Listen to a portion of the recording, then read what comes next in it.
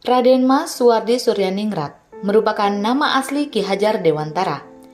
Ki Hajar Dewantara adalah aktivis pergerakan kemerdekaan Indonesia, politisi dan pelopor pendidikan bagi kaum pribumi Indonesia dari zaman penjajahan Belanda.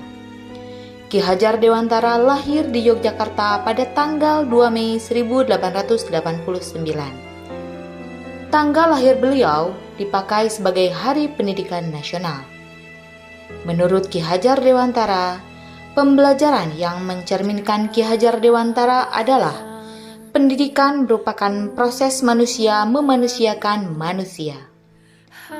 Ki Hajar Dewantara membedakan antara pengajaran dan pendidikan. Pengajaran merupakan bagian dari pendidikan. Pengajaran adalah proses pendidikan dalam memberi ilmu atau berfaedah untuk kecakapan hidup anak secara lahir dan batin. Sedangkan pendidikan memberi tuntunan terhadap kodrat yang dimiliki anak agar ia mampu mencapai keselamatan dan kebahagiaan yang setinggi-tingginya, baik sebagai seorang manusia maupun sebagai anggota masyarakat.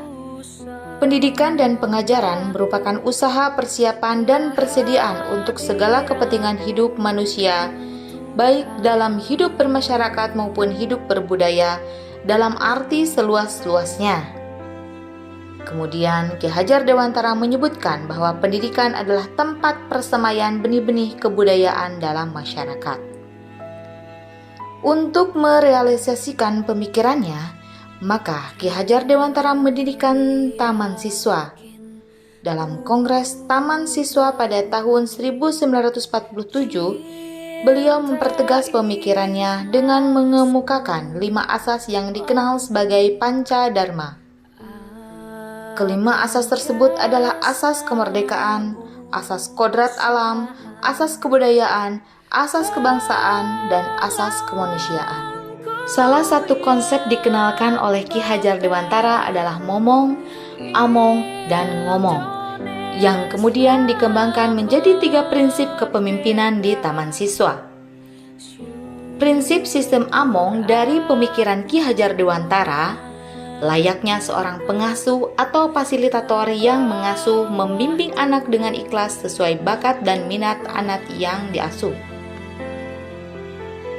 Guru sebagai pamong harus bisa mencermati garis kodrat kemampuan peserta didik agar jiwanya merdeka lahir dan batin sesuai profil pelajar Pancasila dengan berpijak pada trilogi pendidikan, yaitu ing ngarso sung tulodo, ing madyo mangunkarso, tutwuri handayani.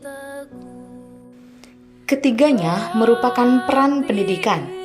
Ketika berada di depan untuk mengajar, ia mampu memancarkan aura kepemimpinannya yang menjadi suri tauladan, membagikan keutamaan diri yang bersumber dari pengolahan dan refleksi terus-menerus.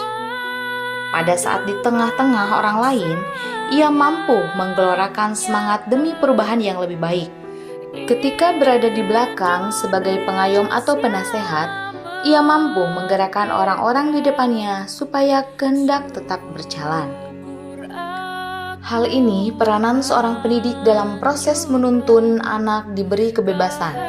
Namun, pendidik sebagai pamong dalam memberi tuntunan dan arahan agar anak tidak kehilangan arah dan membahayakan dirinya. Seorang pamong dapat memberikan tuntunan agar anak dapat menemukan kemerdekaannya dalam belajar. Guru menjalankan peran sebagai penuntun dalam pembelajaran yang berpihak pada murid, mandiri, inovatif, reflektif, dan kolaboratif. Guru juga dapat mengembangkan salah satu kompetensinya, yaitu mengkomunikasikan apa yang menjadi harapan peserta didik dengan bimbingan dari pendidik. Peran guru mewujudkan merdeka belajar berinteraksi antara pendidik dengan peserta didik dengan bimbingan dari pendidik.